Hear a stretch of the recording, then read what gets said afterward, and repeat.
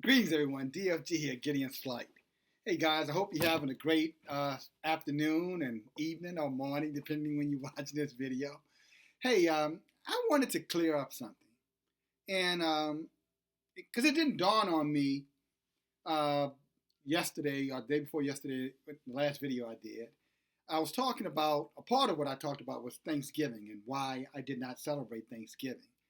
And that because it had its reasons, and I didn't get into detail because I didn't want to take away from the most important message, and that was the message that the book was given, to me to share with you. Okay, but I felt that in fairness, if I'm going to share with you that I don't celebrate it, then, and I'm taking a stand for not celebrating it, then at least ought to give you some context into which why I believe that way, okay, or why I made that personal decision. And I'm going to start off two things. First, this book. This book is The History of the United States, written by John Clark Rithpath. And this book is in the Library of Congress, and this book was written in right about 1895. One of the early history books that was used to teach early Americans.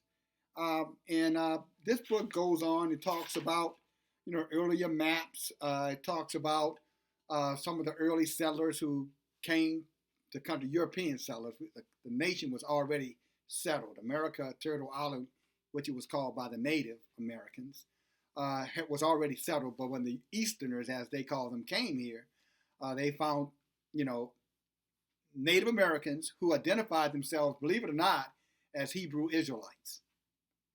That's why if you notice the Native American, if you go look at their garb, the clothing that they wear, older clothing. You see the fringes at the end on the bottom of the men's shirts, and you see the fringes at the bottom of the women dresses. And if you go back into Leviticus, and it talks about that our women should wear fringes and our men should wear fringes on their clothing. Our earlier ancestors were here. Some of them that were already here were already dressed in that attire, but they professed to be, also, Hebrew Israelites. It's just that even this book talks about it, by the way. But this book says, oh, that's what they said, but they were lying. That's the liberty that the European took.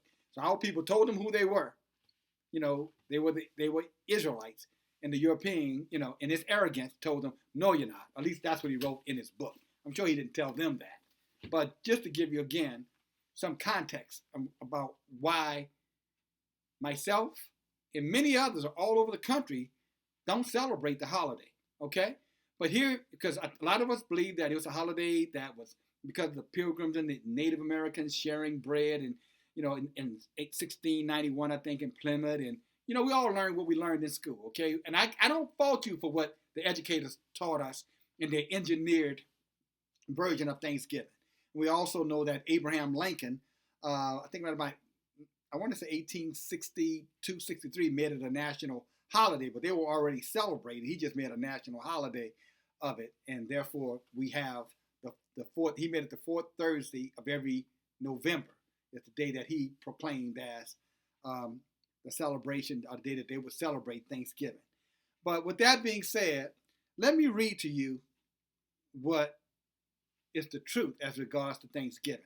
Now, again, let me say this on the front. This is not to discourage you from celebrating Thanksgiving if that's what you choose to do. That's on you. That's on you. Again, I'll use the Harriet movie. The Harriet movie was told they take creative liberties in the Harriet movie, the most recent one, and they made, the slave master her friend and a black bounty hunter, which would never have been tolerated in that, not during the slavery time. A black man running around hunting down, people with a gun. No, that could not have happened.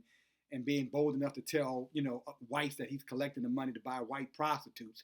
I think once you heard that, you should have got it. If you saw the movie, which I wouldn't pay a penny for it, you should have got a nice giggle out of that, knowing that that was quite a bunch of BS. They would have, hell, they slaughtered and hung and skinned and tarred and feathered out men just for looking at white women. You think they would have been okay with a black man talking about he was collecting bounty hunter money to sleep with white whores? Give me a break, okay? But anyway, just like they changed that narrative, Thanksgiving narrative was also changed, okay? I just want to give you some context in which to understand what I am saying. I'm not trying to say what I'm saying, okay? But here we go. How much do you really know about Thanksgiving? I'm going to read this. As most students in the U.S. learn, the event we consider the first Thanksgiving happened in Plymouth, Massachusetts in 1621 when the Pilgrims, who actually called themselves separatists and weren't referred to as Pilgrims until the 1870s, gathered with the local Wampanoag people to celebrate the fall harvest. There is historical evidence that this feat occurred in 1621, but there's no indication that the Native Americans were actually invited. Some accounts suggest that 90 Wampanoag heard the settlers firing guns and came to see the cause of stir or event ready to enter battle. It's also possible that the Wampanoag leader, Massasoit, was making diplomatic calls after gathering his own harvest. While the story is often told that the indigenous people traded with the Pilgrims and taught them how to cultivate crops, interactions between the settlers and the Wampanoag, which means Easterners or people of the dawn, was significantly more violent.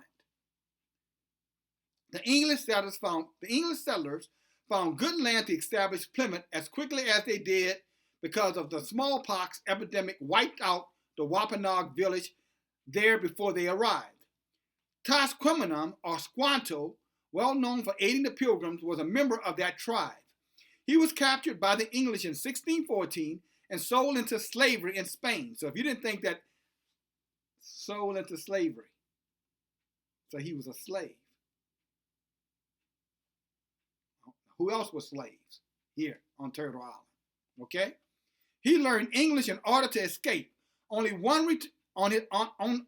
return home in 1619 to find his entire tribe was dead. The celebration in 1621 did not mark a friendly turning point and did not become an annual event. Relations between the Wampanoag and the settlers deteriorated, leading to the Pequot War. In 1637, in retaliation for the murder of a man the settlers believed the Wampanoags killed, they burned a nearby village, get this guys, killing as many as 500 men, women, and children. I'm going to say that again. For killing one man who they assumed the Wampanoags or the native or the indigenous people here, assuming that they killed one man, they, the Easterners, Europeans, took it upon themselves to kill 500 men, women, and children. This is Thanksgiving. Just so you know, there's no disconnect between these two things. So as you're enjoying your turkey and the football games and the celebrations and everything, that's fine. Just enjoy it knowing that that is a part of the celebration, okay? Just so you know. Especially you Hebrew Israelites. Although we celebrate the holiday in November, in 1621, harvest feasts in Plymouth likely occurred in September or early October. In 1789, President George Washington designated November 26th of that year as the day of Thanksgiving for the nation under the new federal constitution.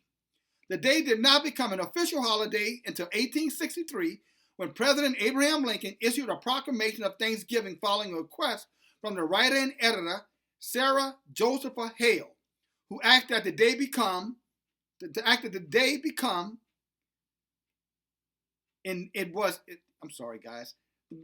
permanently as an American custom and institution. Okay? It was, in this instance, in a country divided by civil war, that the unifying imaginary of pilgrims and Indians coming together to eat and celebrate it was introduced. In 1863, in the middle of the Civil War, is when they made up the lie about the Native Americans or the Pilgrims and the Native Americans coming together for a celebration. Okay? Now, I can give you a little bit more information on that, but I think I've given you enough information to at least understand why this man cannot participate in that holiday. Not after killing 500 of men and women and children who were most likely related to me and to many of you, especially if you're Hebrew Israelites, so-called African Americans. So that would be equivalent to me if I was a Jewish-ish person celebrating the Holocaust by having a national holiday, with the Germans or with the Germans. So the Germans declared a national holiday because they were proud of what they accomplished during the Holocaust, and the Jews joined into that celebration with them, although they were the blunt or the bunt of the damn holiday themselves, or the bunt of the joke, if there was anything funny about it, which there isn't. So for me, as a descendant of those same people here on Turtle Island who were massacred based on a lie, and then in addition, a lie that was created in 1863, calling and a name created, they created a name Pilgrims and Indians. You follow me? They created all that to bring the union together. It had nothing to do with our peoples. It had nothing to do with righteousness. It had nothing to do with family. It was just a political move on Lincoln's part. But if you go back and look at its origins, right after the massacre that you heard me read about, they had a day of Thanksgiving. You know what I'm saying? And honoring their God, whomever they were calling God, was probably Caesar Borgia. You know what I'm saying? The white Jesus, probably who they were celebrating. I'm sure that's who they were giving glory to.